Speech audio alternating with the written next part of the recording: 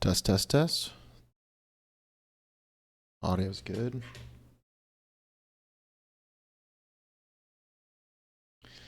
All right. I'll give everyone a few more minutes to join and then we'll get started. In the meantime, I'll go ahead and post a link to the Discord. Oh shit, I actually need to update the command on Nightbot, but I'll post the link here. All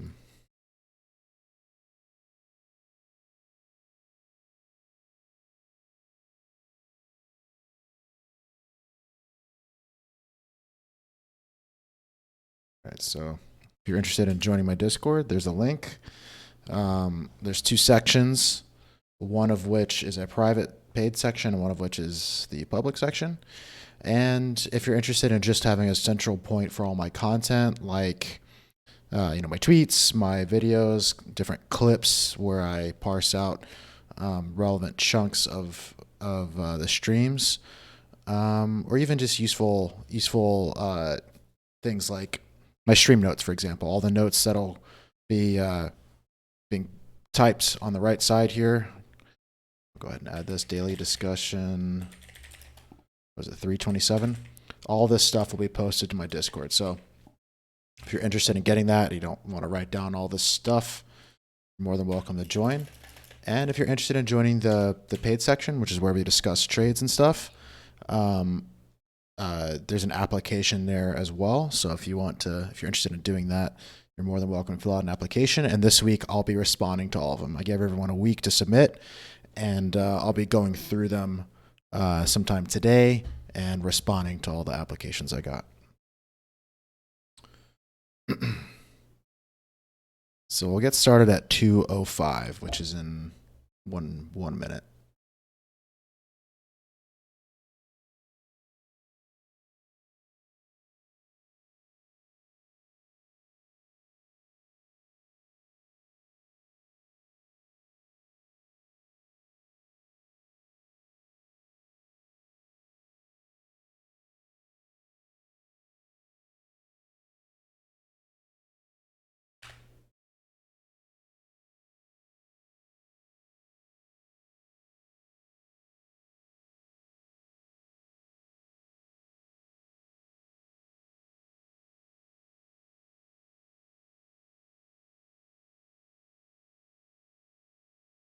See a lot of people reminiscing about the days of ETH Trader.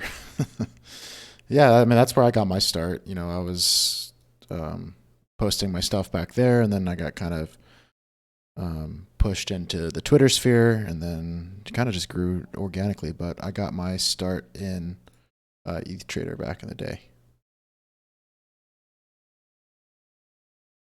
All right, let's go ahead and get started. So I'll start with the Dixie chart on the monthly because the monthly closes in 4 days.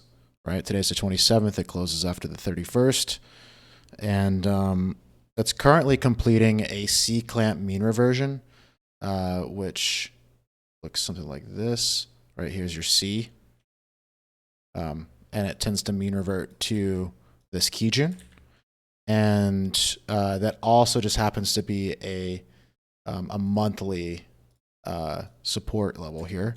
And so far, it's accepting the support. If this thing does something like closes a monthly bearish engulfing, well, then we would expect this thing to keep going. And when we look at the weekly chart, especially through the lens of the cloud, we see that it's breaking through the cloud, which means it's giving birth to a new trend. Sometimes it fakes out and comes back here, so we have to watch for a close back up here. But in general, Dixie looks fairly weak. It is currently sitting on support. So this isn't something that I would feel comfortable being like, okay, yeah, it's sitting on support. Let's short this thing, or long other assets for that matter. But in general, this thing looks pretty weak, and we just need to see how this thing closes. If this thing doesn't close a bearish engulfing, or below this support level here, I would expect it to see a little bit more of a bounce. But the weekly so far looks like it's just kind of drifting down and might kind of button hook back to the top. So I'll make some notes here. Monthly completed, that's not a spell, completed a C clamp. mean reversion to the Kijun, red, and is currently sitting on macro support. What else can we say?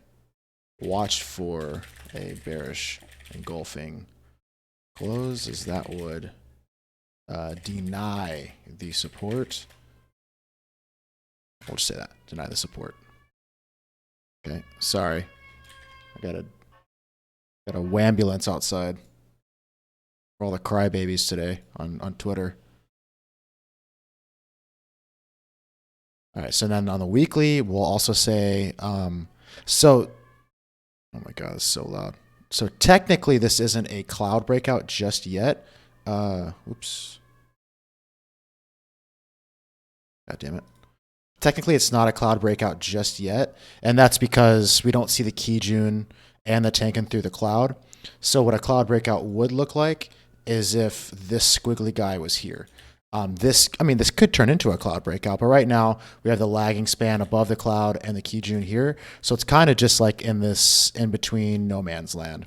But it is price is currently through the cloud, and if it continues to go down, then this thing's going to naturally follow like this. But I will say the weekly price is through the cloud and potentially setting up a cloud breakout.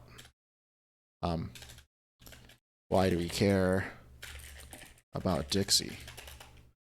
If Dixie goes down, we would expect to see everything else go up. Equities, commodities, and even crypto. So this is why we care, right? Because dollar down, everything else up. Dollar up, everything else down. Okay. Now, where the other stuff goes is another story, but that's just like the general heuristic we should look at Dixie. The general lens we should use to look at Dixie. Okay. Any questions about Dixie before we move on to the crypto stuff? Hello, Band Wolf 37. Says it's your first time chat, but I think I've seen you chat before, unless I'm thinking of someone else.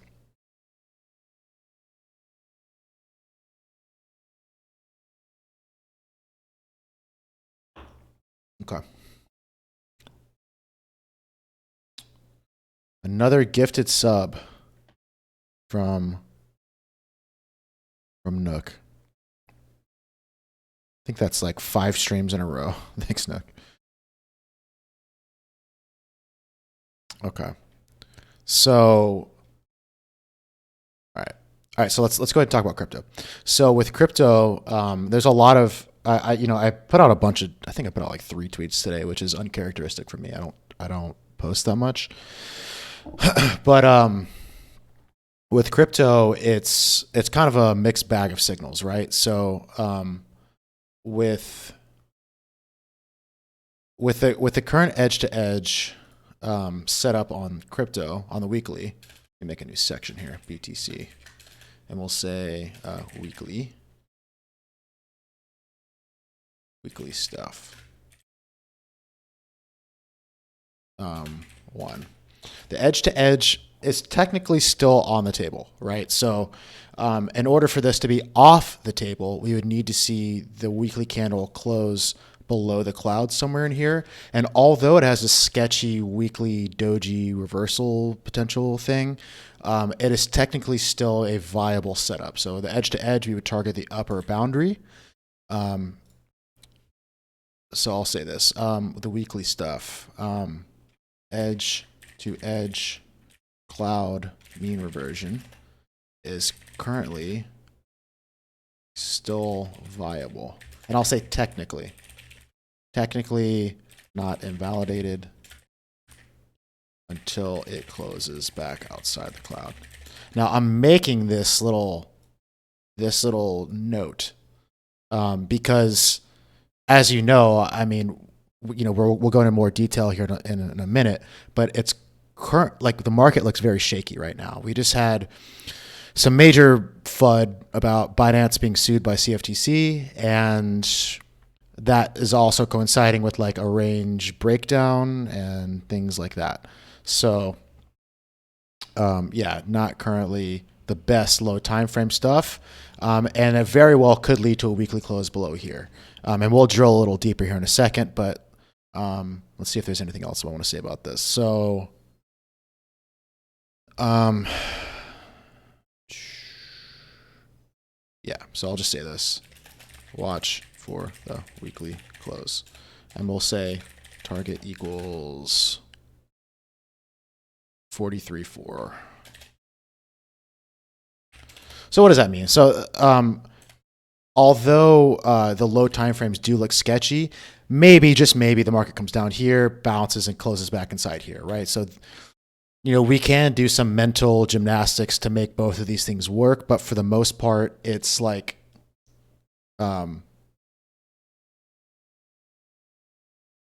it's looking pretty weak, and I would be surprised if this thing doesn't close back outside the cloud. But it's very, we still got the weekly candle just opened, so I'm just guessing right now, right? So take what I'm saying about the weekly with a grain of salt, but we need to watch for the close. If it closes back outside, this would be considered a rejection of resistance. Cloud is just a blobby resistance type form, and then if it closes back outside, that would be basically like market coming up into resistance and rejecting, right? So this is just a kind of like I call it dynamic support and resistance. So this would be a dynamic resistance zone, and if it closes back outside, well, then it means it's basically asking, is this resistance? And the market's saying yes, and it gets rejected. Now, as we drill a little deeper into the lower time frames, do I want to use this chart?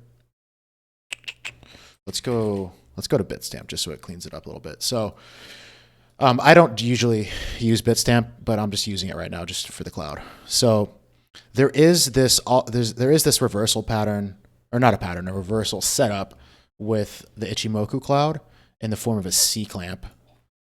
So we'll say daily stuff.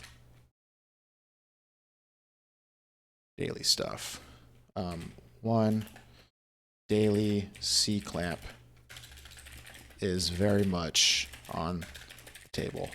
And without going terribly in depth into what all this stuff means, essentially when you have the configuration of the Ichimoku cloud like this, where you have a flat Kijun, which is this red guy, and a curving Tenkan, which is this blue guy, the market will tend to gravitate toward this Kijun, which is like a mean reversion metric, right? So what would confirm this setup is, well, first of all, it's currently a bearish engulfing candle, but what would be the big sign that it's going to head for this is a close below the Tenkan. I would be very, very surprised if this didn't close red today. So, yeah, I mean, it is what it is, right? So, daily C clamps on the table. C clamp. Target is a mean reversion to the flat Kijun.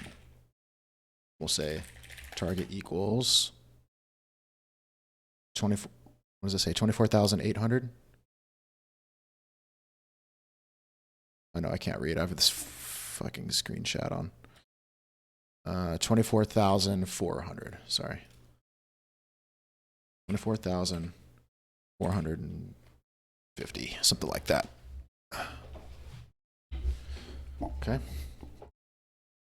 Now, does that mean it's going to just nuke to that low? No, it's probably not just going to do that. If it's going to be more of a grinding process, unless there's like some crazy news event that just kind of flashes it down. But this is generally a good mean reversion target. And I'll make this note. So A, does the daily C clamp mean we are going back into a bear market? No, it does not mean we're going back into a bear market. All it means is that we're objectively in a bull trend, right? All trend metrics are saying, hey, this is a bullish trend. And this would just be like, the first pullback target, right? There's a lot that would have to happen to this market to make this look like a bearish structure on a macro basis. But a pullback to the Kijun is it's a pretty common thing that happens in bull markets.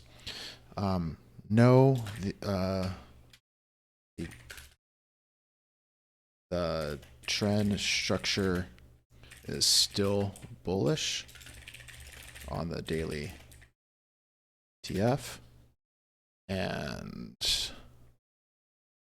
won't be bearish for a while. While meaning like a few weeks. Unless price gets back through so it's totally possible that like it comes down like this and just kind of like pops through this cloud here. But as long as price is trending above the cloud, it's trending above the Kijun, that is considered a bullish trend, right? We have our stack. I went into detail about this a couple of streams back, and I clipped it on my YouTube channel. So if you want to watch how to read Ichimoku Cloud, this indicator, all this stuff, all this squiggly stuff I have on here, go ahead and watch it. It's about like 30 minutes long, but I go through a lot. And if you want to, understand what a bullish trend looks like in terms of Ichimoku, right? However, a return to the Kijun is totally fine. What we don't want to see is we don't want to see price closing below the Kijun. That would be a bad sign. So that would be considered a sign of trend weakness, and I'll show you some examples of what that would look like. So here's an example of a close below the Kijun, right? Does that mean new bear market? No. But does it mean the trend is weak? Yes.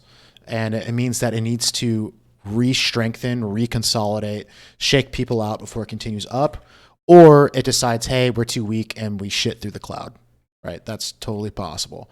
But as long as we are above the cloud, and as long as we're not like poking in or closing below the cloud, this is bullish. This would just be the first sign of weakness in the trend, right? I will also say closing below the Kijun is the first sign of weakness in I'll say the macro trend, right? Because technically closing below the Tenkan is the first sign of like quote unquote weakness, but it's like weakness to what degree? It doesn't mean that it's going to just absolutely nuke. No, it doesn't mean it probably needs to reconsolidate and mean revert. Yeah. Now if it fails to mean revert, mean reverts and then keeps going down, that's a different story. But for now, as long as things are looking totally fine right now. Closing below the Kijun is the first sign of weakness in the macro trend. However, as long as price is above the cloud, we are good. I'll say we are still healthy. Healthy on a macro basis. Okay. What else do we want to say about this? I'll also say objective trend metrics that represent trend weakness would also take the form of a TK cross, where the Tenkan and the Kijun cross. It's basically like a fancy death cross, right? Where the Tenkan crosses the Kijun from the top side. So that would look something like this, right here. So if we go back in time, we can see here it closes below, and as we traverse, boom, there's your cross. Right here, right? Now, does that mean, again, the trend is going to die? No. It just means, hey, we're figuring our shit out and we're trying to decide where we're going next. That's all that means. Does it potentially go down? Yes. Does it also potentially go up? Yes. We would need further confirmation. And the next confirmation would be the TK recross, which is here. This would be like, this is the question. Here's your answer. He goes, okay, are we feeling weak? We go, yes. We go, okay, but can we pull ourselves up by our bootstraps and keep going? This is the sign that, yes, that is in store, I'll also say D, a TK cross, recross would be a very bullish sign. It essentially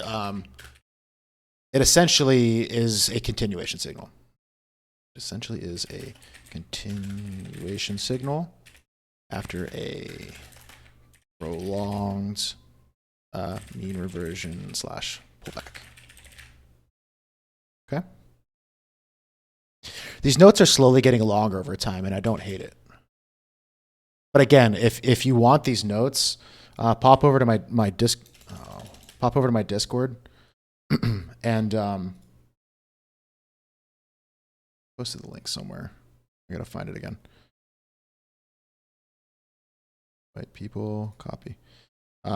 If you want to get these stream notes that I'm writing, you don't have to like write them down yourself. I put them up in my Discord in like my free stream section. So, even if you don't want to pay for the trading group, like that's totally fine. These are still available too. Okay, so all right, I think this is good. So yeah, once again, we're looking for a red close. A red close here would indicate a pullback to the Kijun is appropriate. Okay. Now, I also posted this edge-to-edge setup on the 4-hour. So we're getting lower and lower time frames, right? Started on the weekly, going to the daily. Now we're on the 4-hour. Okay. And then ultimately we'll go to the 60-minute chart. But the 4-hour set up this edge-to-edge play. Unfortunately, it had all this stupid shit going on here, so it wasn't like the easiest trade. The edge to edge, like shorting here, probably isn't the best risk to reward, right? Like, what, you're betting on this final leg down to here, not the best. But if it closed up here, this would have been a much better trade. So, like, even though there's still juice left on this edge to edge setup, it's not the best trade anymore, and we would look for other options. But the fact that it did close inside the cloud means it's most likely going to keep going to this flat Kumo at the bottom. So we'll go ahead and make a note of that. So I'll say mid, make another section for mid time frame stuff. 4-hour chart still has some juice left in the edge to edge. It's not a setup anymore because it closed in the edge to edge play. So target would be 26,450. 26,450. So not a whole lot left in that play. But this big fat bearish engulfing candle looks like ass. And I'll explain why in a minute.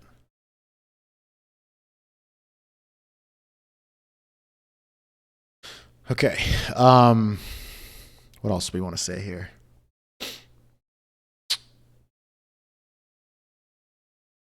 Okay, this is probably good for now. So let's go ahead and drill a little deeper into the hourly chart.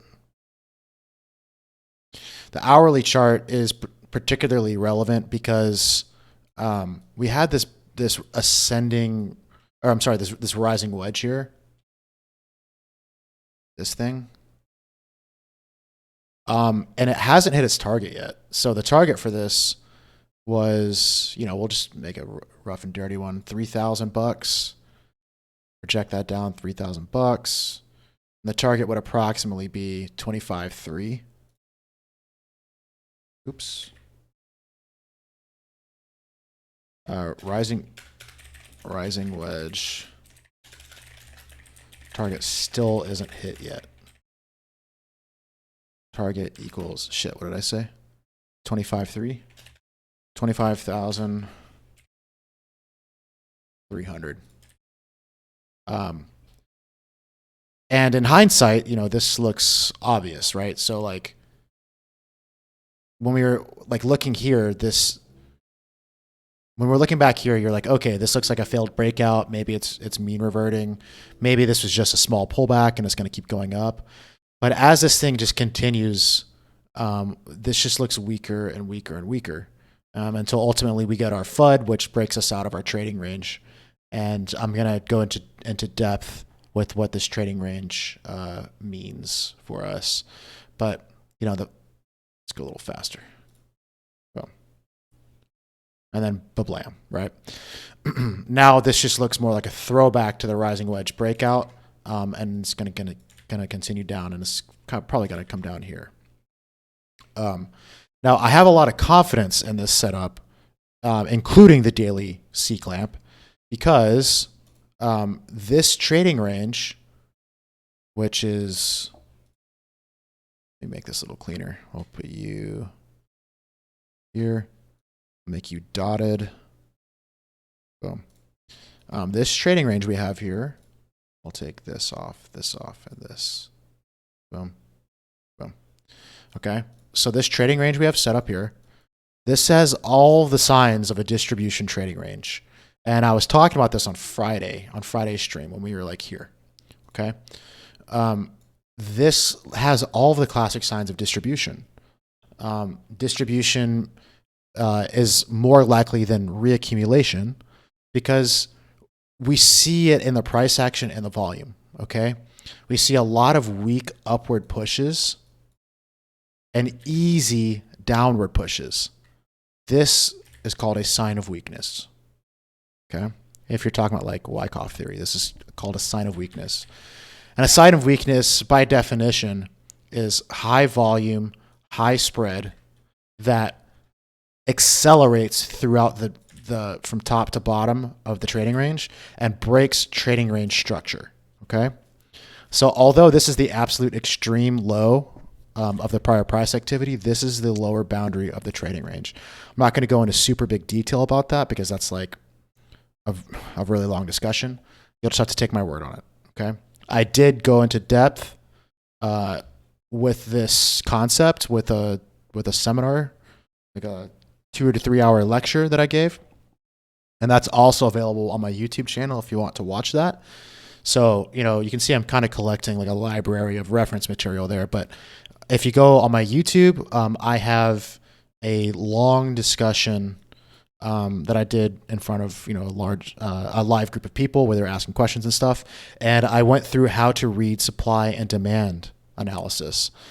And right now, this is why I've been saying this for days and days, right? Like I haven't been bullish for like a week or two. And it's because I've been seeing these outward signs of weakness just kind of slowly building up, right? Like the tide was slowly rising. And right now we're at a critical point where the market is now drowning. Okay. And the early signs of this weakness took the form of this sign of weakness. So what do I want to also say? Distribution. I'm going to make a few points on this. So I'll just say distribution, trading range, distribution, trading range, TR. Notes. Let's just say that. There was an outward sign of market weakness that took place on, what day was this? March 23.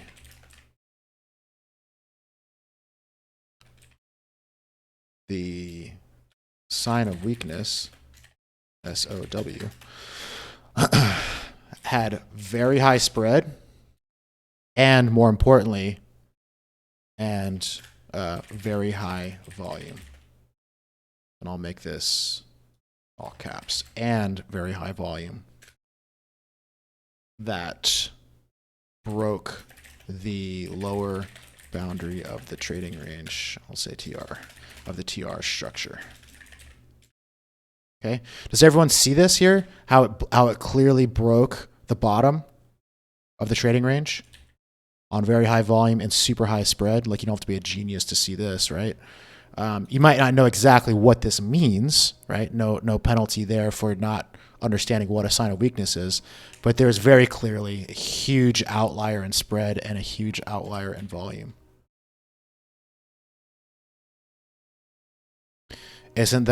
Question is, isn't that sign of weakness influenced by the fact that it was FOMC price action? I guess, but the thing is, it doesn't matter, right? It doesn't matter. People will always come up with a reason after the fact of why something happened, but the facts of the matter are the market was primed to do this. The news was just a catalyst that got the ball rolling, right? Markets don't just dump because of news. They dump because the market was already primed to do so, and the news was the thing that scared people.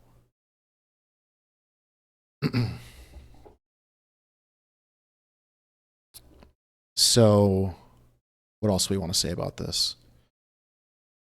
I'll also say this.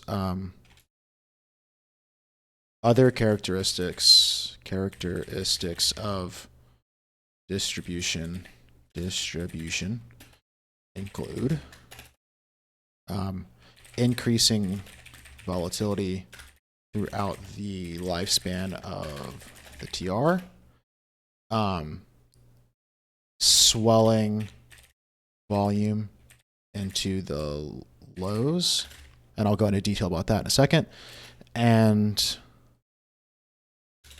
I'll say contracting volume on the rallies, and I'll say this, a contracting volume on the rallies accompanied by contracting spread.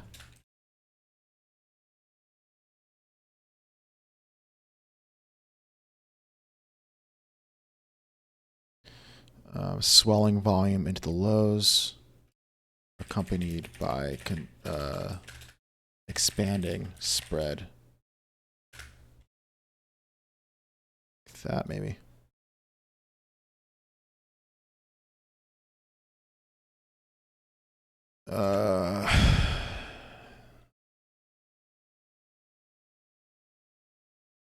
I don't like this list. Let's make it pretty.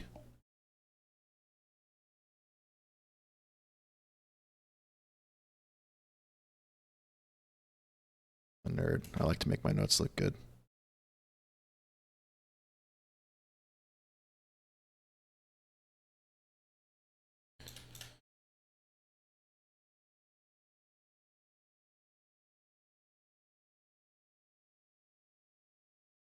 How does that look?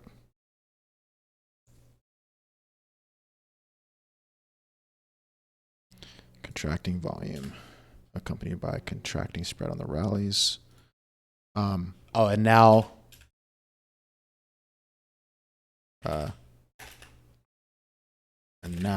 finally a concluding break of the trading range that this last one, I'm gonna walk through these points, don't worry. But this last one I'm gonna say as a caveat because it hasn't yet done that. But I'm going to assume, it's safe to assume that this will happen. So I will say this. And now finally I'll say this. TBD, to be determined, including break of the trading range that fails to reclaim the support and forms this is called a last point of supply, LPSY. Okay, so let's break this down. So first bullet point, we already went through this, right? So let's talk about this increasing volatility throughout the life cycle of the trading range, right? So we can see that the volatility, in general, like when you're looking at distribution, volatility expands and then bam, it breaks. With consolidating like reaccumulations or accumulation trading ranges, volatility tends to die out and then it breaks out, right? So we can see here that like it started out with like these tight rallies, and then it's like bam, and then bam, and then bam, and then bam, and then bam. Like these, it's becoming more volatile, and we can see that. Yeah, so I'm gonna explain what the contracting volume means here in a second. So with the volatility, this makes sense, right? Like does everyone see that like the volatility is very clearly like going more haywire throughout the life cycle of this trading range, right?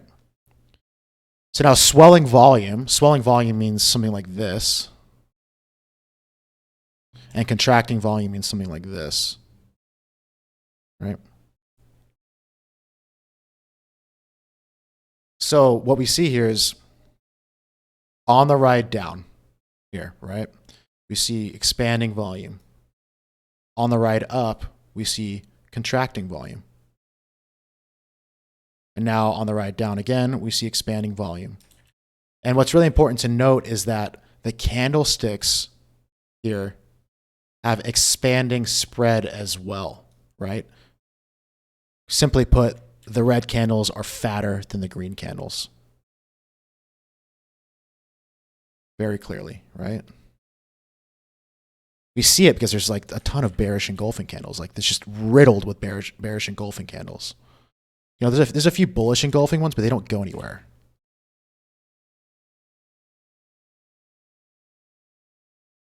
So now, this would be the conclusion of the trading range, which is this final point. It says to be determined because it hasn't happened yet, but it's safe to assume that this is going to happen, right?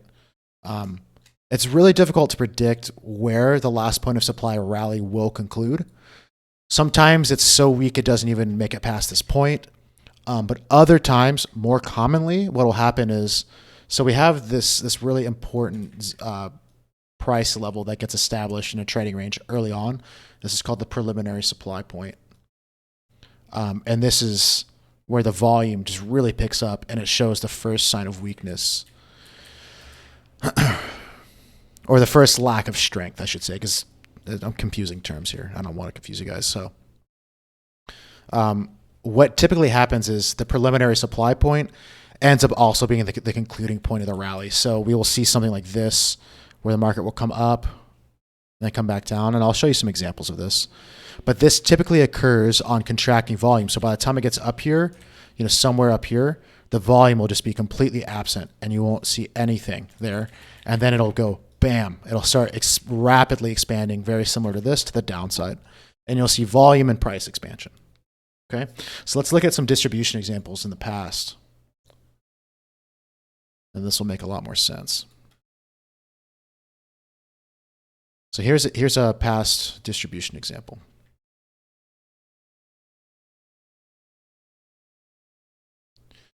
All right, so we can see here,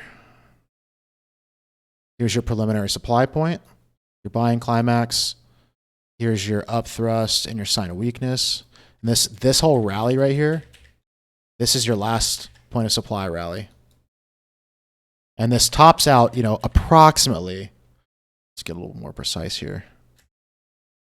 You can see here it has a lot of trouble closing back above this level.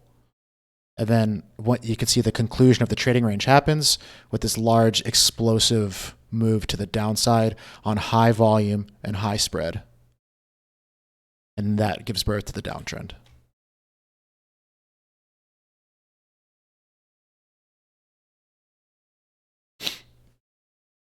And if we look even higher time frame than that, we can see it on this massive guy here. So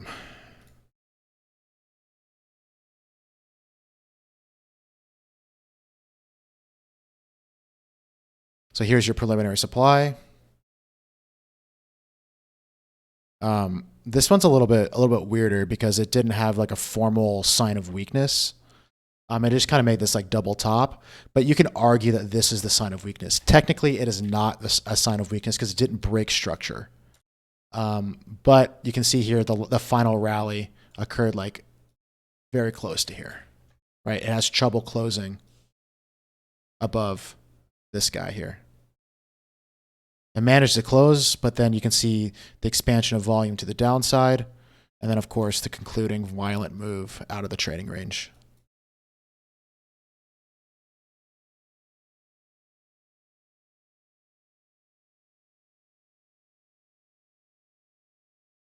So, the fact that this hasn't completely nuked straight through this and closed outside of here makes me think we're going to get a last point of supply rally that kind of tops out right around here.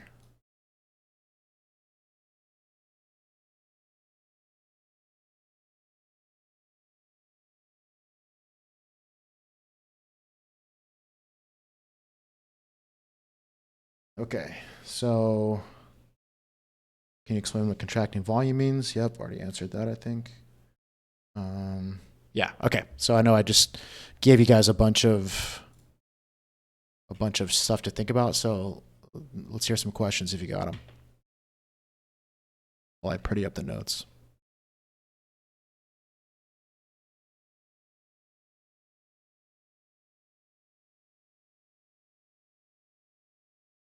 Did I do this? Separate them out.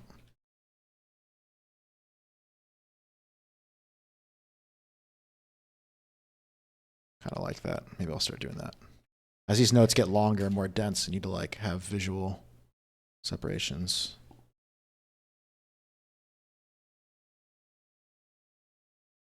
Is that helpful?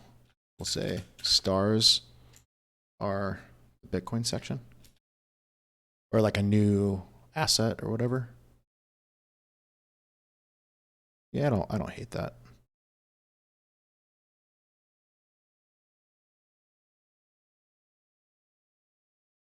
Okay.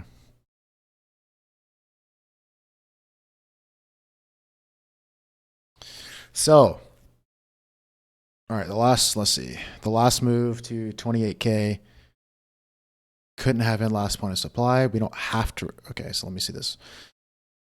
The last move to approximately 28K. This couldn't have been last point of supply. We don't have to return 27.5. 27.5 is here. Before down. No, we don't have to. But these are great setups if they occur, right? This is like a really great, like this is like your eject button, right? If you're looking to hedge, if you're looking to get out of spot or whatever, this is a really great spot to do it if you haven't already. I'm not, and this is not me recommending that you do that. I'm saying like if you're looking for a strategy that allows you to do this, that's a great point in the trading range to do it. But does it have to return here? No, it definitely doesn't have to. I'll show you some examples of trading ranges that don't do that. Let's see if we can find one.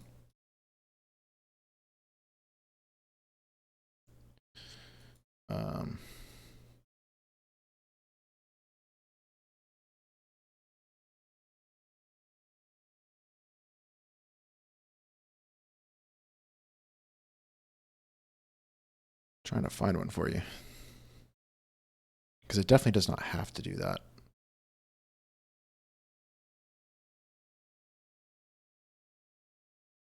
I mean, you can argue that like this is a little trading range, something like that. Boom.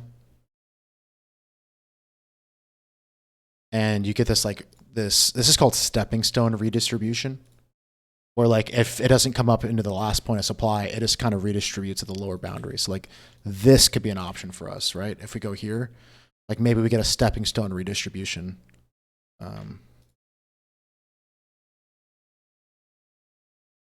Here, where it doesn't actually rally up. It doesn't actually rally up to here. It just kind of like makes a little nested before it goes down. Like this is totally possible too. But the last point of supply, so I'll go ahead and make these notes here.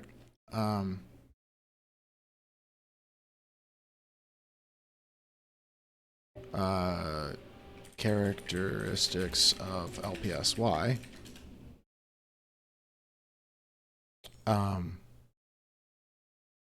Failure to rally beyond the PSY level. In our case, that is 27.8-ish. 27,800-ish. Contracting volume on the rally coupled with contracting spread.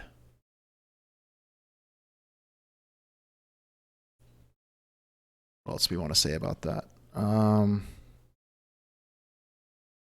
when I say contracting spread, what that usually means is like it'll do something like this. Instead of it being like this, it'll be something like this. Bam, bam. Right? This is what I mean by contracting spread. And I'll go back and show you the prior example here. So here, for example, right? This is actually my pinned tweet on Twitter right now, is this call that I made because it was the market top. But you can see, you know, actually, let's go back a little further. Hate when it does that.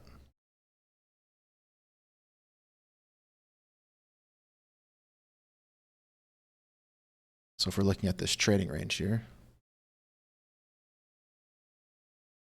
trading range.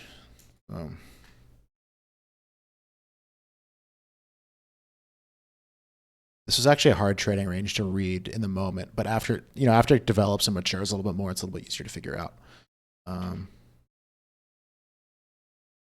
So when you're watching this, pay attention to the volume and the way the spread expands or fails to expand. See this volume here? It's going down.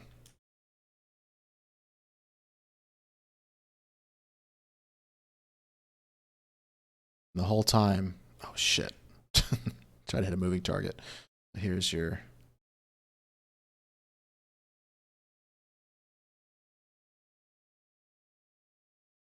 right. Now watch how the volume expands when this thing finally breaks. Bam, big expansion, big expansion. This is the, oh shit, we're going down phase. And, sure as shit, it goes down, right? And this isn't me like armchair court, this isn't Monday morning quarterbacking for me. Like I called this in real time, so I'm not just making this shit up. You don't believe that I call it in real time? I have it pinned to the top of my Twitter.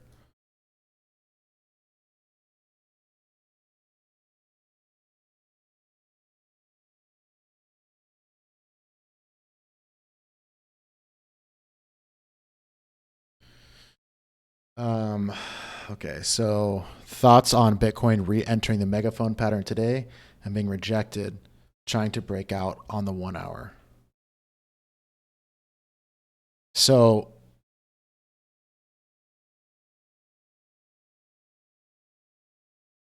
this megaphone's been invalidated for a while for me. I know I see some people on Twitter wanting to draw it like really wanting to just skew this thing to be as bullishly biased as possible, like drawing it like this or something. But this thing's been busted for a while for me. I think this is the most generous interpretation of the megaphone here and here. So this right here is a failed breakout to me. You don't ever want to see something hesitating like this on a breakout. It'd be much better if it came up, bam, and then bam. You don't want this sort of shit. And I called this on Friday. I was saying that like all these overlapping bars, when you look, so when you have a distribution trading range, right, that looks like this, if you zoom out, it looks like a bunch of overlapping bars. And that's what we see here. Overlapping bars are a sign of distribution. Why? Because of the point that I made here. Increasing volatility throughout the lifespan of the trading range. If you look at accumulation trading ranges from a high level, you don't see that, right? You see the volatility dying down. It's volatile at the beginning, then it dies out, and it goes up, right? And we see this time and time again. Same thing here. Same thing here, right? Same thing here. This is an ascending triangle, but same shit. All takes a different form, right? Even reaccumulation trading ranges. Here's a reaccumulation trading range. Boom. Volatility is dying out. It's not breaking market structure. I know I see some people on Twitter comparing our current trading range to this, but this is very different, right? There's no break of the market structure here. And what little tiny break you could argue gets quickly swept up and it marks up. But that's just not what we're seeing here.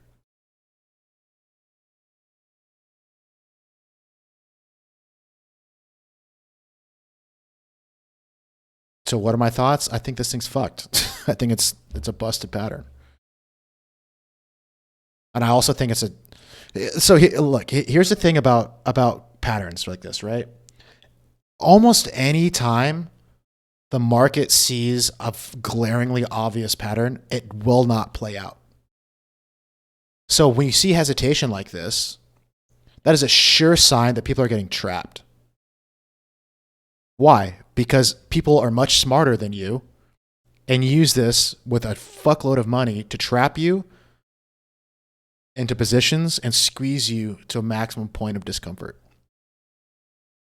Same thing happens on like big head and shoulders, right? So if you ever see a giant macro head and shoulders, it almost doesn't play out. Almost never plays out.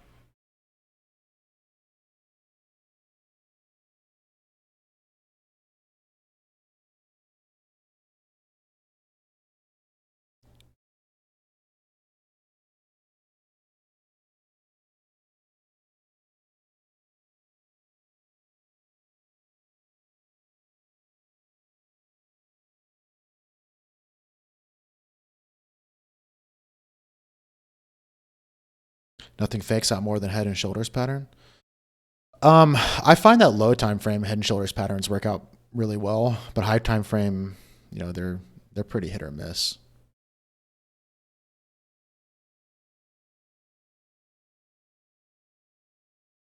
Like here's an example of a high time frame one that played out.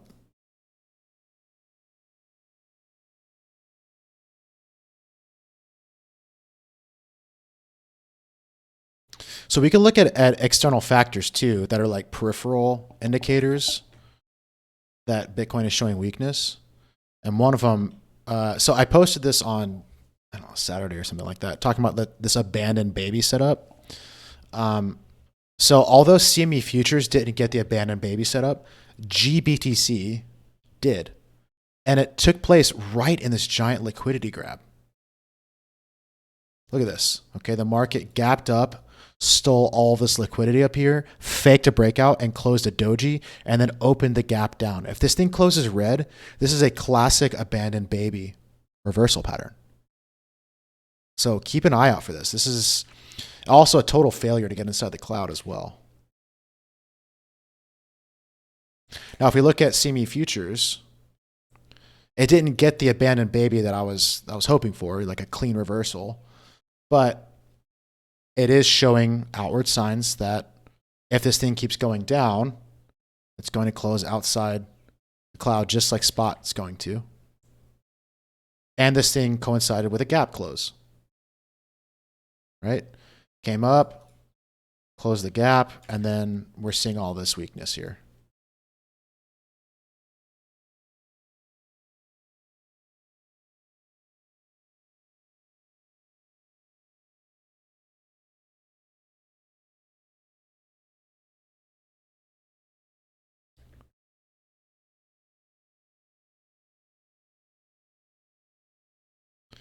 So a lot of things are pointing toward a prolonged pullback, right?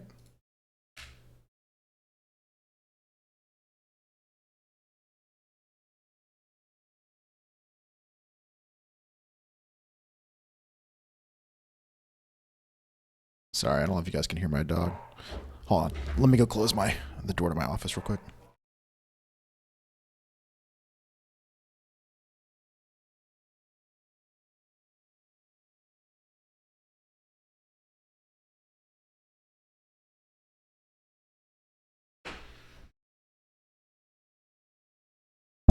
Sorry about that. She's keeping the house safe from the evil mailmen.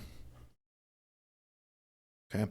So I don't know if there's much more we can say about Bitcoin at the moment.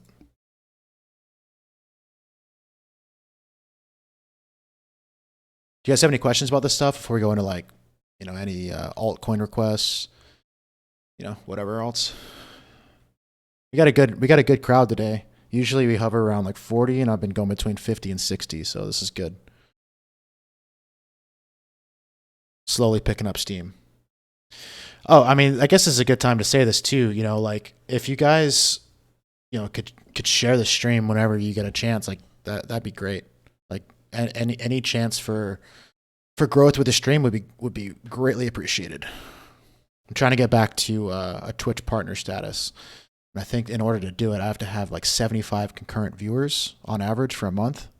So I'm trying to be more consistent with it.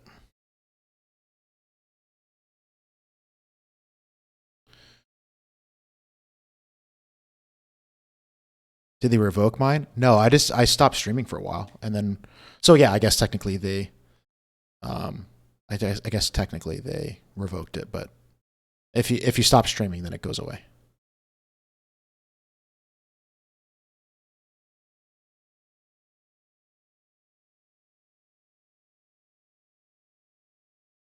What is this question? How do you learn all of this? Can you recommend a source to start with for market analysis or techniques and so on? I mean, dude, to be honest with you, I learned this the hard way, like just learning it by hand. Like I couldn't even tell you how many hours I have looking at charts and researching all this stuff and just trial and error. Like easily over 10,000 hours, that's for sure, but probably closer to like 20,000 hours. I mean, I'd have to do the math, but it's got to be close to that. And I've just in the early days of crypto, like it wasn't like there wasn't a lot of material out there. So like I had to sift through, or I'm sorry, there was a lot of material out there, but not a lot of good material. And I had to sift through a lot of just honestly just garbage. Like the amount of people who just make YouTube videos that have no fucking idea what they're talking about, it's insane. So, this is my way of trying to correct for that, and that's why I like to do the streams and stuff. And it's also why it kind of pisses me off when I go on Twitter and people are like accusing me of trying to mislead people and stuff like that. And it's like, dude, like, first of all, first I'm going to go on a little rant real quick. So first of all, I'm like the least volatile person on crypto Twitter, right? You don't ever see me shit talking anyone. I don't badmouth anyone, okay? All I do is I just post the way that I see the market, the way that I see it. And people still find some way to bitch about it or be unhappy about it or be like, haha, I got you. It's just like, you guys are fucking losers, right? Not you guys, but like, people who do that. And it's just weird. And it's part of the reason why I just stopped streaming for a while. Because I was like, you know what? Like, I'm not getting much out of this. I'm not even getting paid to do this. So like, what's the point? But yeah, it is what it is.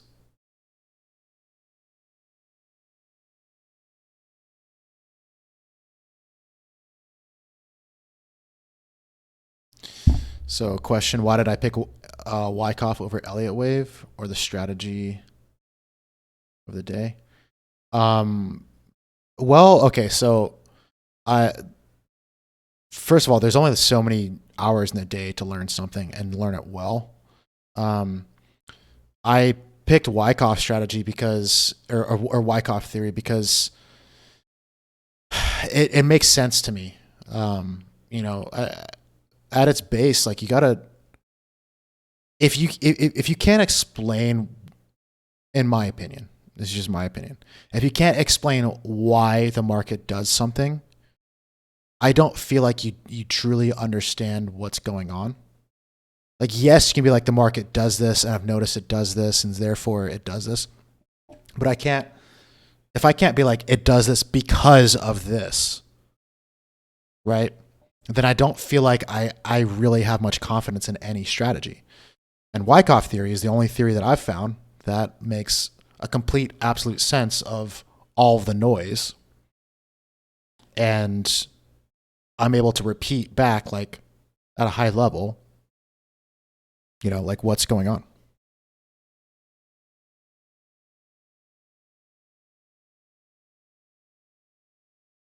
So, for example, Wyckoff theory can be boiled down into a few simple concepts, right? So there's supply and demand, right? This was the whole crux of my lecture that I gave. That's on YouTube. Here, I'll find the link to it and I'll post it. So if you nerds want to listen to another nerd talk about nerdy stuff, here's the link for it. 1 sec.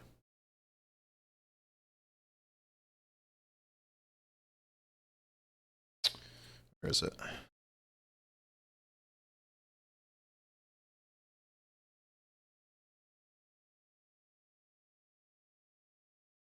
All right, so here it is.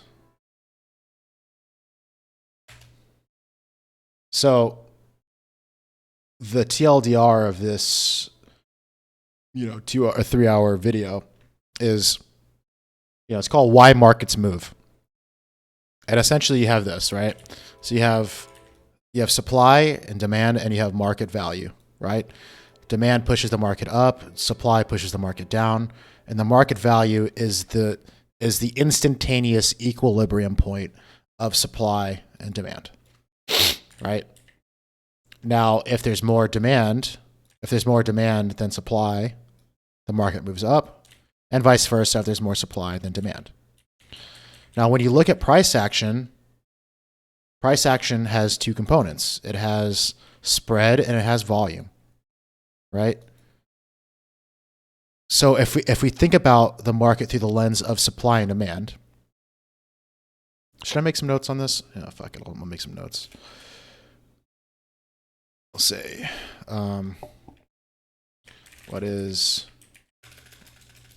are the fundamentals of Wyckoff theory? The market moves because of an imbalance between supply and demand. Okay. And so I'll also make this more supply. If supply is greater than demand, the market moves down. If demand is greater than supply, the market moves up. Okay, this is like this is like 4th grade level education stuff here, right? Like I'm not teaching anything profound yet. Oh, imbalance. Thanks. Now, what makes Wyckoff theory or trading range analysis so difficult is that it's very interpretive and it's more of an art than it is a hard science. And so when you're looking at trading ranges like this, it's not immediately obvious what's going on here, right? And so I always preach this. I don't like when people use trading range schematics, okay? And I'll show you an example of one that just drives me up a fucking wall.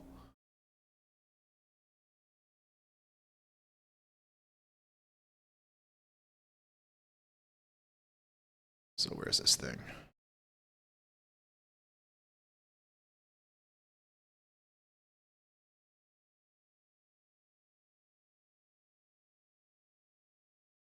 Oh my God, where is it?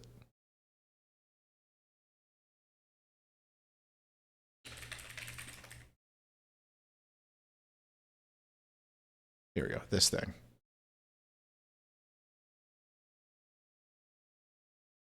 Can I paste this? Oh, you can do that now. Sick. Okay. So here is like this schematic, right? Or I guess here, I'll find the more appropriate one, the distribution one. Right? So these schematics drive me crazy because they don't tell you the relevant information that you're looking for. All it does is it looks like a pattern. And I can also adjust the transparency. Oh, nice. Dude, Trading Range is such a good tool. It didn't used to be this good. First of all, this is labeled wrong. I don't know who labeled this, but this is wrong as shit. Let me find a better one. There we go. But these schematics drive me nuts because they only tell half of the story, and people take these things and they look at them like quote unquote patterns, and they're not patterns. Okay? Patterns are trading ranges, but trading ranges are not patterns. It's like squares and rectangles kind of thing. This is missing the whole vital part of like the volume component of it, right? Like where's the volume part? And the volume is what tells you the context of the price action. Okay? So like you can have a very similar thing like this that has a different different volume profile, and that's going to tell a drastically different story. So we look at the lens, we look at the market through the lens of price action and its accompanying volume. Okay? And when we look at price action, price action equals results, volume equals effort. So we look at the market through the lens of price action and volume, and equate it to effort versus result. Okay? And the thing that I always talk about is like, imagine you're pushing, like you've got this giant hill, right? And you've got this giant boulder, right? You're pushing it up this hill. And if you're looking at the volume right here, this is like your power bar, right? So it's like your energy bar. And if volume is decreasing on the ride up, you're pushing this boulder up a hill and it's becoming heavier and heavier. And you're like, shit, this thing is so heavy. I'm getting tired. Well, what happens once you get tired? The boulder rolls back down and it squashes you, right? And sometimes you get to a little stopping point and it goes like this. And you're like, oh, I'm pushing the market up. And it gets to this boulder point. You're like, cool, I can rest. You regain your energy and then you push it back up. So when you're looking at the market, we're looking at it through the lens of price action and volume. This is effort versus result. If you move the market with a great amount of results and it has a high amount of effort, that means that you have a lot of people trying to push the market down. And unless the bulls can hold their ground, the market's going to eat them alive and the boulder's going to roll back down the hill and squash you. Okay? Right now, we're on the slope of the hill where the boulder is coming up and you're getting tired and it's going to roll back down. Okay, so when we're looking at these trading ranges, this is the lens through which we're viewing them, right? It's not patterns. It's not like, oh, this is why people think that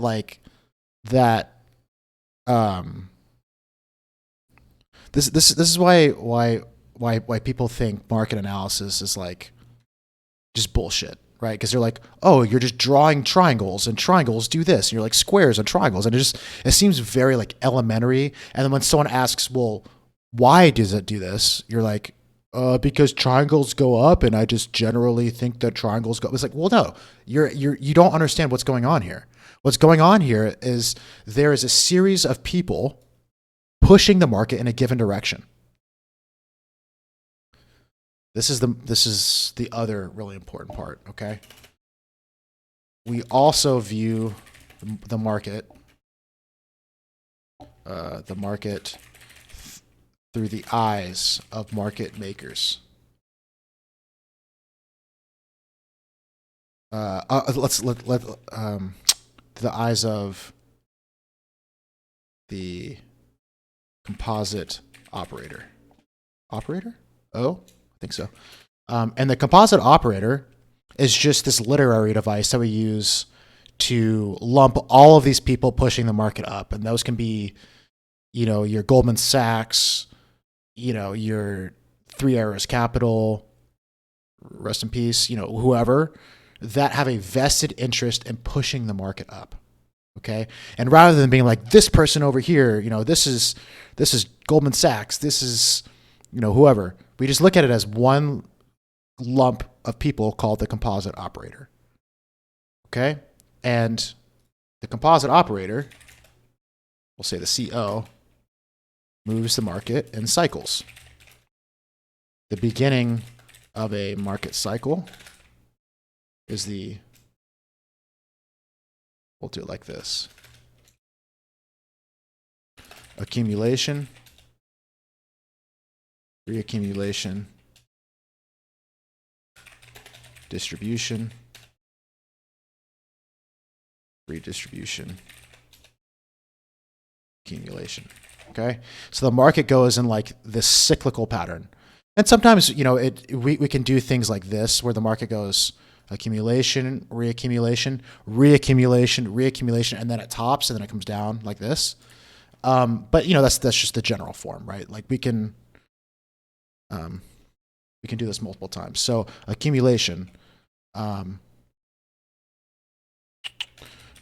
accumulation is a type of trading range that serves to shake people out,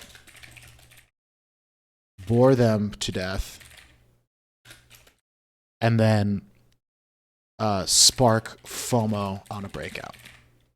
Okay, so that's why accumulation is the opposite of distribution. And so if volatility increases in distribution, we would expect volatility to decrease in accumulation, right? And that's because they're just trying to get people to sell their shares, either scaring them, pushing the market low, holding them down there, just making them, basically just boring them to death, making them be like, okay, I can go find better returns elsewhere. So they sell their shit, and this accumulation period occurs. This period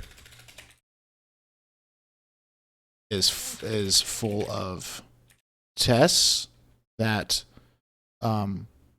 act as a question and answer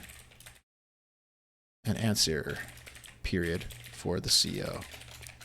The CO asks, is there supply here? Is there demand here? Okay, so when we have the boundaries of the trading range, like let's just say this is our trading range, the market will generally come down, do this, form the bottom of the trading range, come up, come down, come up, come down, boom, boom. This is the general structure of a trading range. Now this can take many forms, and throughout the life of this trading range, volume will decrease until this point, and the volume will dramatically increase. So it'll be like something like this, boom, and then bam, like that. Okay? So there are key indications throughout the life of a trading range that let you know, hey, this thing is wrapping up. It's time for the markup period. Okay? And without going into detail about what those are, like this is just the gist of it. So when it breaks the upper boundary, the composite operator is saying how much supply is up here. And then it comes back down. It breaks the bottom of the trading range and it says how much demand is up here. The composite operator knows everything it wants to know. And then the price marks up and it begins a bull market. Okay. Now reaccumulation. Reaccumulation functions just like accumulation, but in the middle of a trend. Right? So market comes up, is in a bull market, comes up, boom, forms a top, forms a bottom, boom. Sometimes it comes up, sometimes it goes down, then it goes like that, right? So it has a general structure like this, and again, the volume tapers down, and then bam, expands again.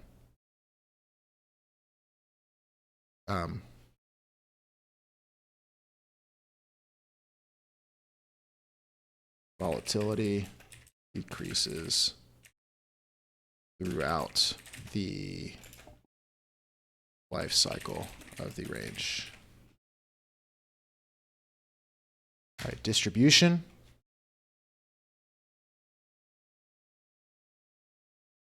Distribution marks the top of the market cycle and generally ends in a very aggressive fashion. So what I mean by that, right? So if this is reaccumulation, right, the counterpart to that would be distribution, which means it comes up, right? Comes up, boom, boom, boom. And here's the key point. It fails and it comes back down. So up until this point, if you're looking at just price action, this looks identical to reaccumulation, right? So if we're looking at this thing, can I do this? I can't crop this, can I? Shit. Okay, so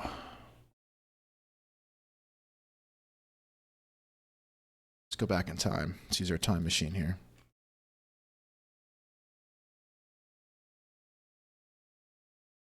I remember this because I lived it.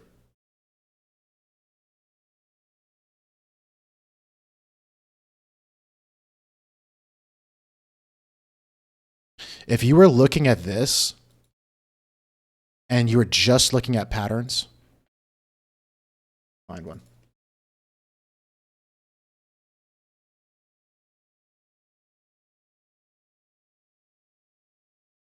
Got one here. This meme right here.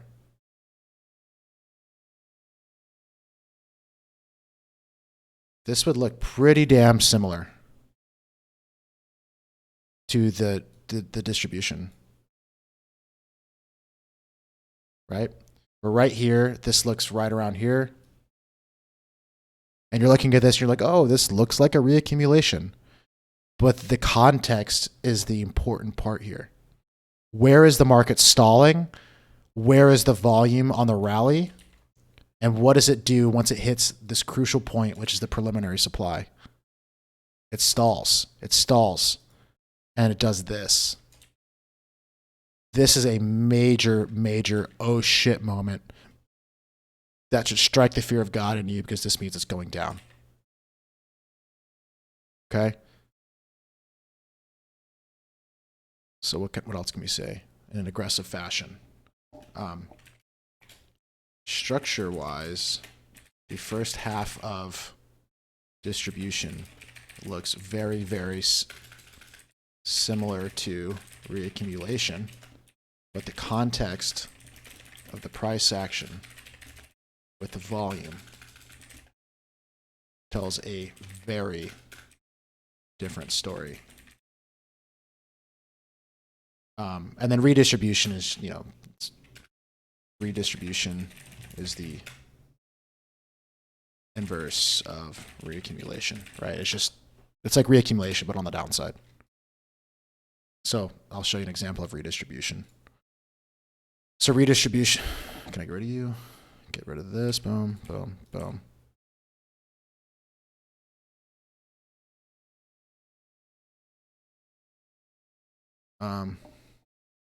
So here's a form of redistribution,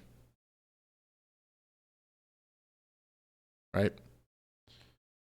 This looks like reaccumulate. If we turn our heads upside down,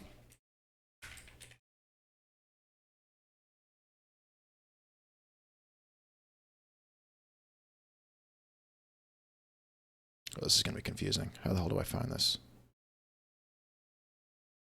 Okay, so we are here. This looks like reaccumulation, right? This is an inverse chart, by the way. Looks like this.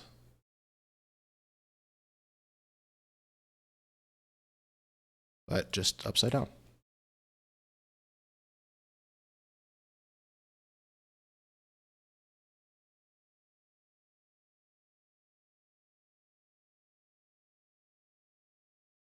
And then accumulation is, just rinse repeat. So in general, like at a high level, it just has this very sinusoidal market structure, right? Accumulation, redistribution, sometimes accumulation, reaccumulation, reaccumulation, distribution, redistribution, redistribution, accumulation.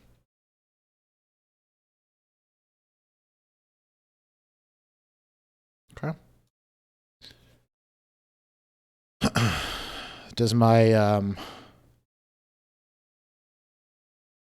Wyckoff theory rant make sense? Any questions about that?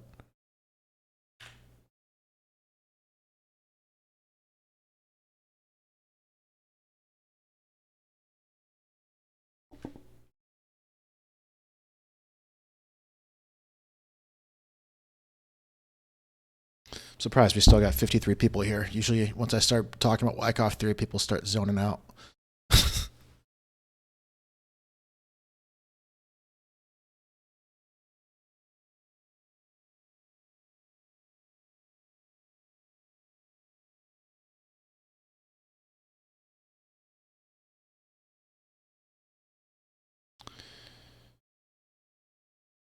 You did so well, they fell asleep with the stream open. Yeah, that's probably what happened. Whatever, I'll take it. It helps my stream metrics.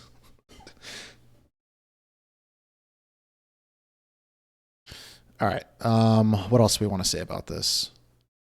I think I've beaten this into the dirt for now. But if you want the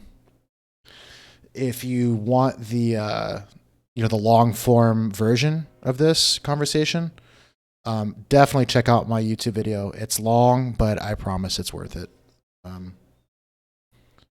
For sure, listen to that. And it's probably like, dude, honestly, like Wyckoff theory, like this stuff doesn't sink in overnight.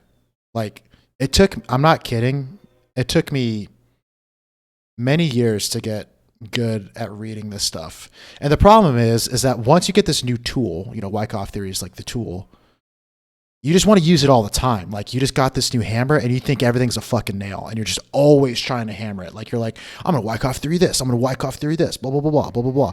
And that's why I really, really suggest do not use this idea that Wyckoff theory is a pattern because you're going to try to overlay it on top of everything. Learn the fundamentals of what Wyckoff theory is, or supply demand analysis is, trading range analysis, whatever you want to call it. Use it sparingly and always look to prove yourself wrong with it. It seems to be a macro tool.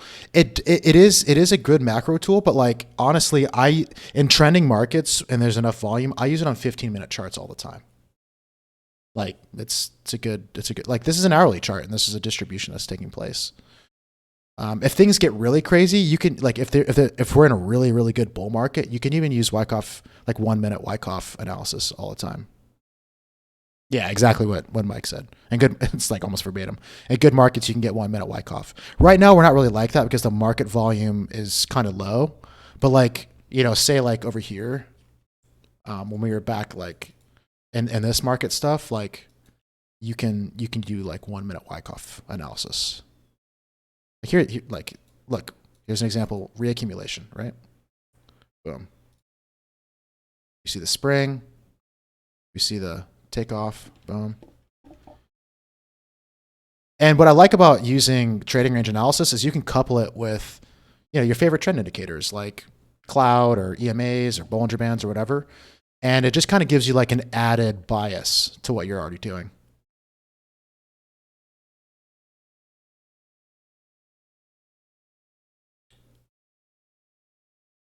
Look at our current range on the 15-minute on the inverse. Looks like we're at a sign of strength now.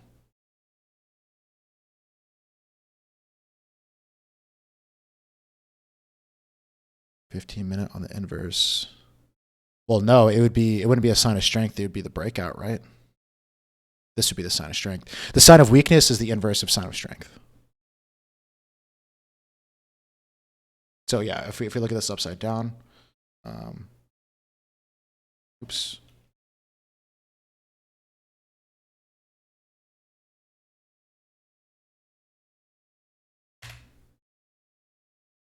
Like this looks like an accumulation trading range that's about to go into markup.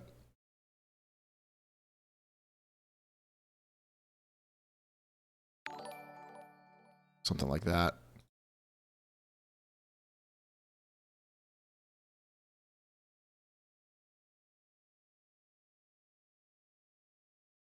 But the only difference is that the volatility isn't smooth, right? So like there are, it's not as simple as just being like, I'm going to flip distribution upside down and it's accumulation. It's like, you know, at a high level it is, but like the volatility tells a very different story.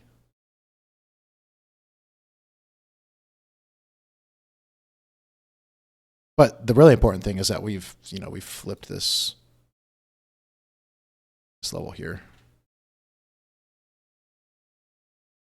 Okay. Any questions about this Wyckoff stuff before we briefly go through altcoins? Because my throat is getting dry and I can't talk no mo.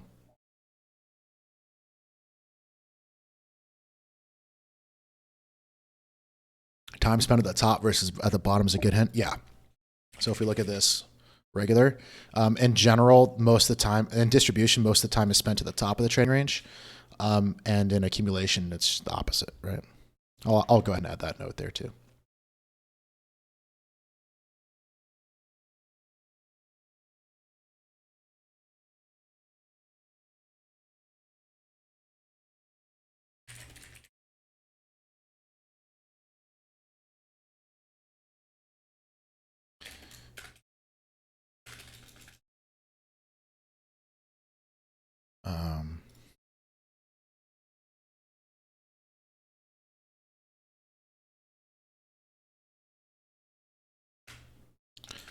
Most of the time is spent in the top half of the TR, where supply is being sold at higher prices.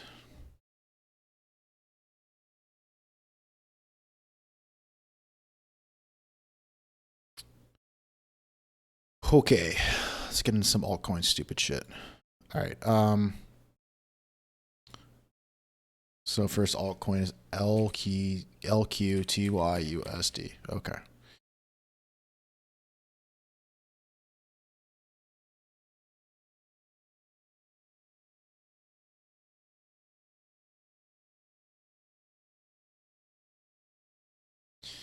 So,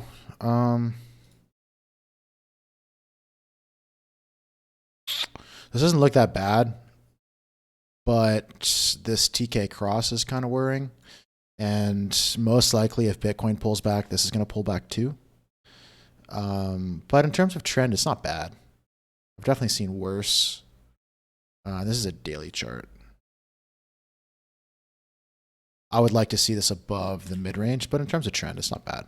Like it's above the cloud. The lagging span is still above price. Yeah, it's not bad. I guess we can go ahead and look at Ether. So Ether, no surprise here, having a worse day than Bitcoin. Big fat bearish engulfing. Also has a C clamp on the daily, which would be brutal because the trend of the cloud is much worse than Bitcoin's, right? So if you look at Bitcoin's, if you look at Bitcoin's cloud, you can see that the cloud is actually trending up. Ether's is flatter, which means, and it's thin, which means if this thing does come down, it has a higher likelihood of closing below the cloud, and that would be bad. If it closes below the cloud, that means the trend's busted.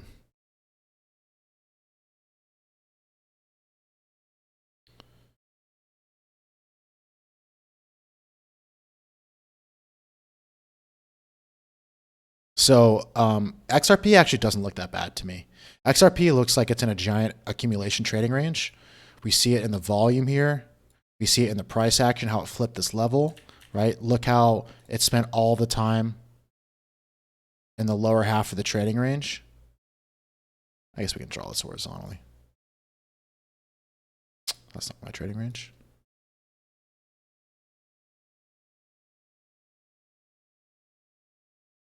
Let's do it here. Yeah. You can see most of it is spent like on the lower boundaries here. And it looks like it's ready for markup, honestly. So this is XRP is not a bad look, which is pretty crazy. But like I could see XRP running for this high here at like $1. That wouldn't shock me.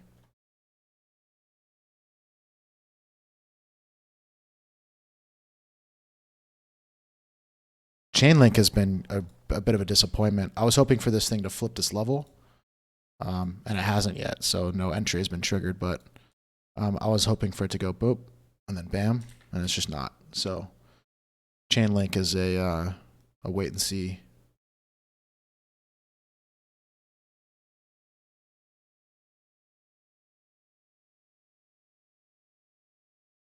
Litecoin's just kind of a mess of signals. Running into resistance on the 600 EMA. No real clean trend. It's just kind of sloppy joes over here. Tried to rally back through the cloud and it's getting denied. This looks like a bull trap before more downside.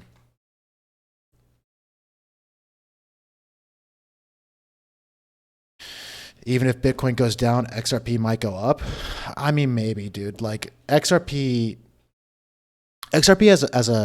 has a habit of like blowing its wad in one single day.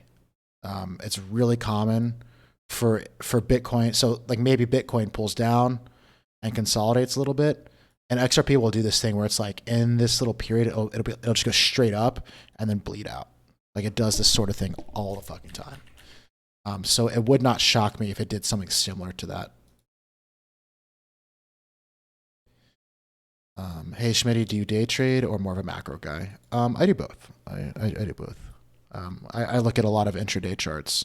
Most of my day is filled with looking at intraday charts, but I use it with like a macro bias as well.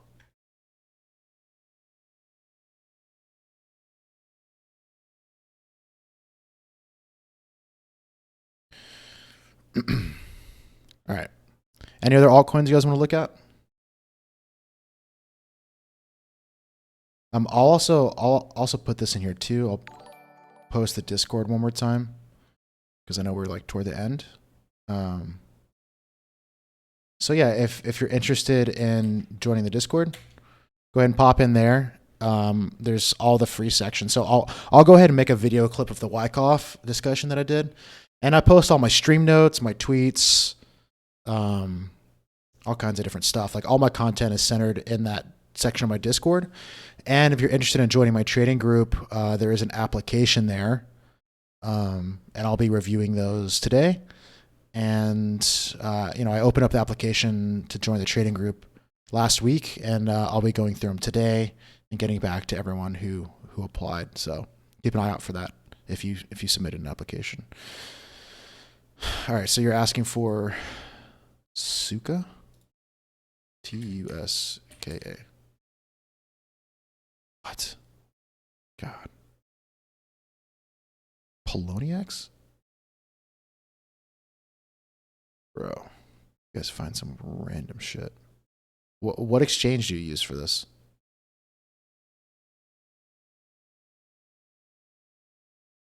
What exchange do you use for this Suka thing? Maxi. Okay, this has more price history.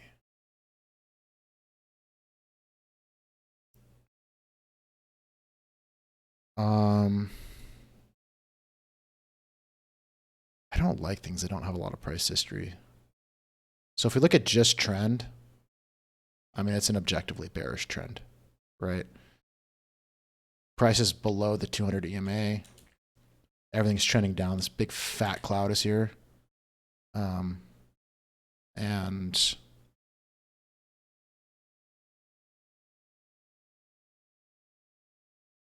most likely what it's probably doing is making a larger trading range. If I had to guess, I'm just speculating right now. Or something like this.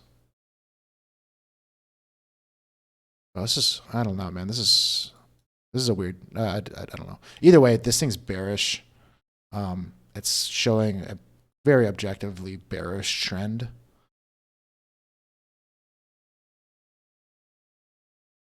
Yeah, I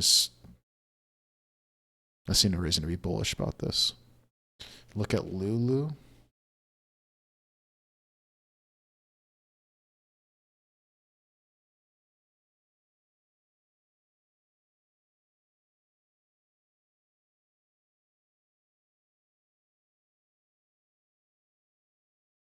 Oh, I see your message. The IDX USD. I'll take a look at that in a sec. It pinged you for cap spam. Okay. Sorry. Let's look at Lulu. I'll tell you one thing I don't like about Lululemon is this lower highs.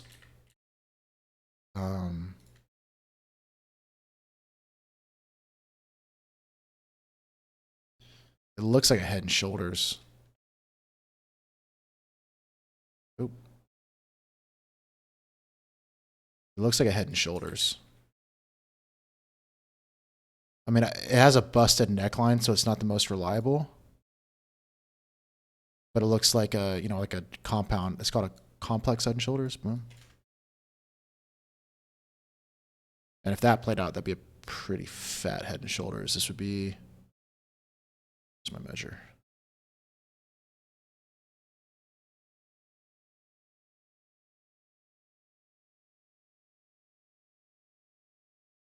Yeah, 217. Holy shit balls.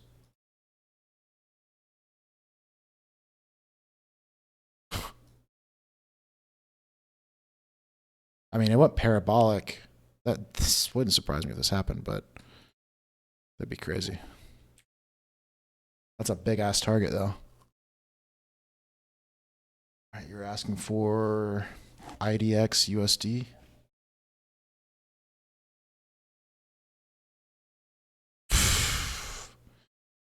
Jeez.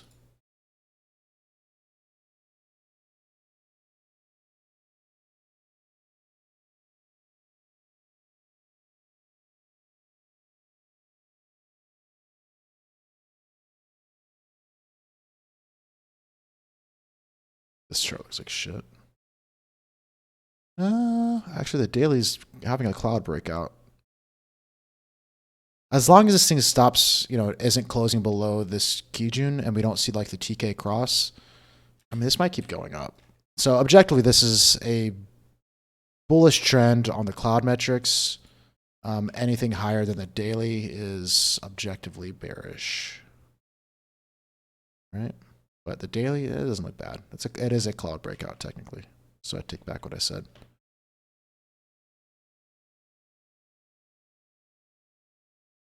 But this is just so low volume. It's like impossible to really like tell much about it. All right, OAX USD on Binance. Jeez, okay.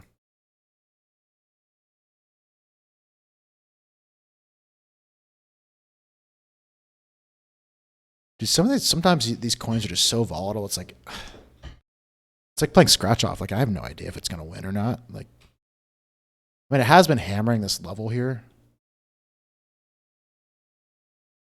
so maybe it finally busts it. But like,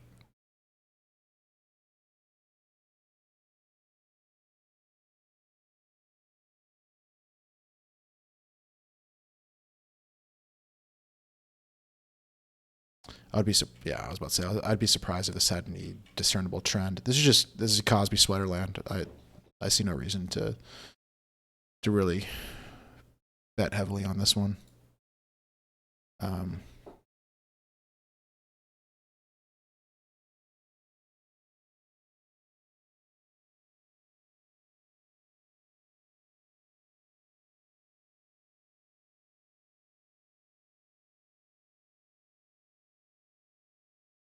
This is a failed breakout.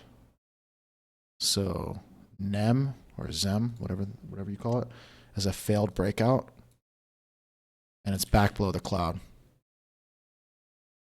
So this is back to being bearish again. It had to stay in the sun, and it kind of just blew its wad.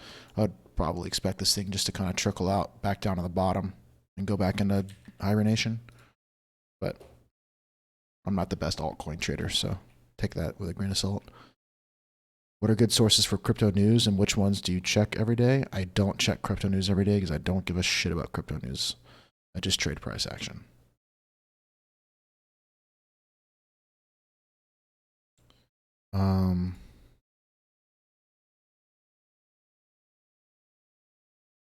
Maybe Bone on.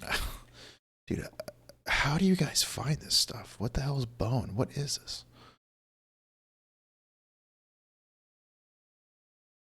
Shiba Swap? Dude, what the hell is this? What is Shiba Swap? Okay. Um, Objectively bearish trend, right? This is a textbook bear trend in terms of cloud metrics. I don't think I need to say more about this. This is objectively bearish.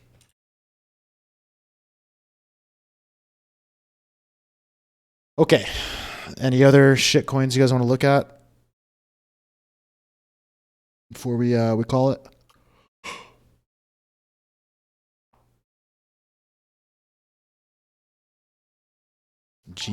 GPT on what? Guys, if you're going to throw a shit coin at me, like give me the exchange too. So CHZ USDT on KuCoin.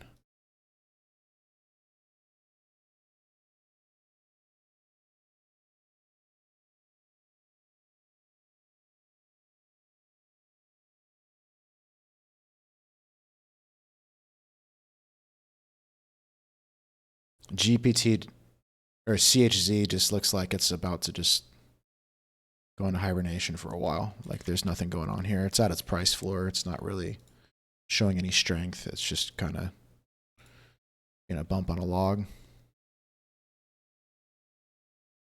Agix USDT Finance.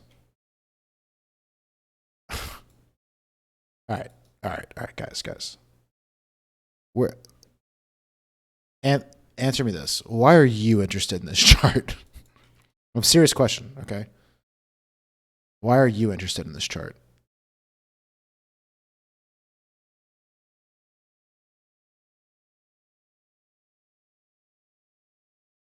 You were trolling? Were you?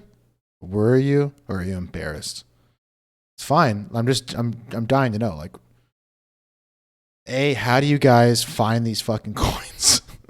And why are you interested in them? Are you just hoping to like get lucky and like that they'll break out or what? MCH USDT Binance or Bittrex, sorry. Mekon Cash. Whoa. Dude, look at if ever there was a poster boy for a bot running this coin, it is this. Look at how this looks like it's made out of Legos.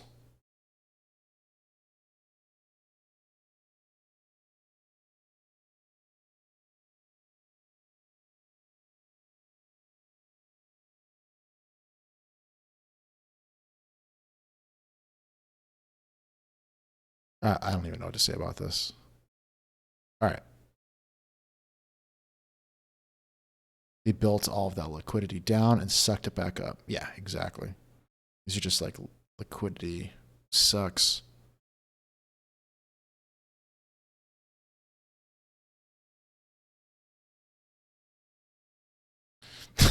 These aren't even shit coins. These are coins from another dimension. Yeah, dude, that's how I feel. I'm like, I'm so out of the loop of all of these just random fucking coins, dude.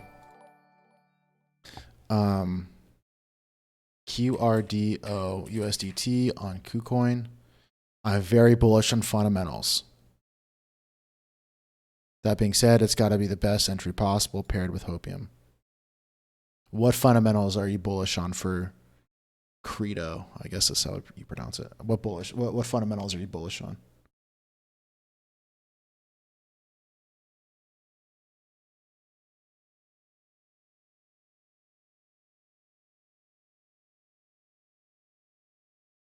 Shill me this coin if you want me to respond to this.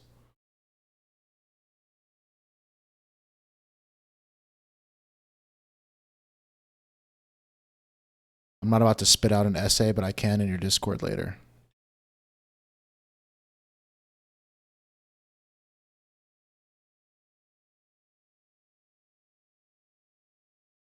He's bullish because it goes up, because if it goes up, it makes him a lot of money. Thank you for describing bullish, smartass. I'm talking about like why, like what is it doing that makes you bullish on it? I mean, you're looking for the best possible entry. It literally has never been lower than the price it is right now. So I don't think it gets much better than it is right now, right?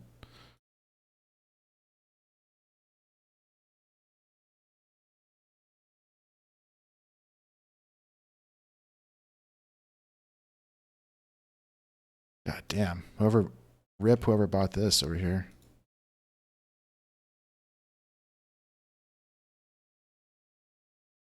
It's down how much from the top? Holy crap. 99%.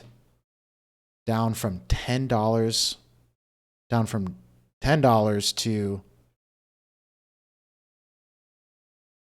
9 cents. Holy shit. Oh no, there's a wick up here. It was $20 at one time? Oh my god, $20. Down 99.5%? Good lord. It's crazy. I'm not trying to shit on you if you like this coin. I'm just trying to understand what you like about it. Because this chart looks like shit. Like what does Credo do? Credo token. Pump and dump? Yeah, that's what it looks like, honestly.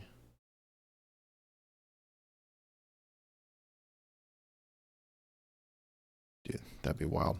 Yeah, it even made this like double top kind of dealio. Perfect throwback. Okay, I'm just shit posting at this point. Do you guys have any other coins you want to look at, or you want to call it? Because if so, we'll just call it.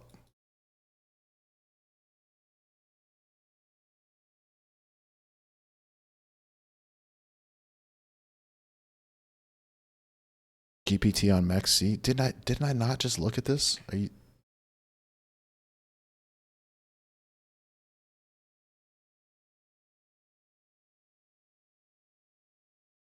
I did this already, I think.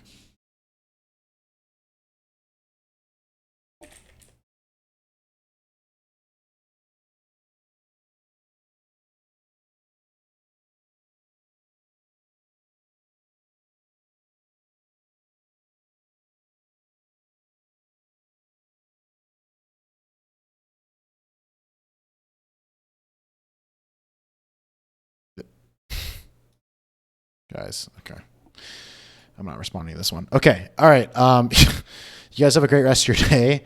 If you want these stream notes, which are pretty lengthy today, actually, I'm going to post them in the Discord. Once again, here's the link.